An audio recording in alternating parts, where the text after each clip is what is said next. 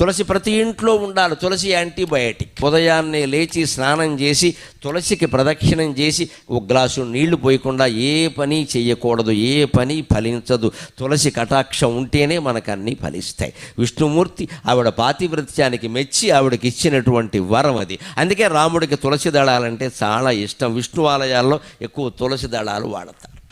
విష్ణుమూర్తికి అలంకారాలు బాగా ఇష్టం. అందుకని మల్లె పూలదండ, చామంతి పూలదండ, బంతి పూలదండ, గులాబీ పూలదండ, నీ ఇష్టం వచ్చిన పూలదండలన్నీ పట్టుకొచ్చి విగ్రహం మీద బారేస్తే వచ్చే ఇబ్బంది ఏమిటో తెలుసా? విగ్రహంలో పురుగులు చేరతాయి.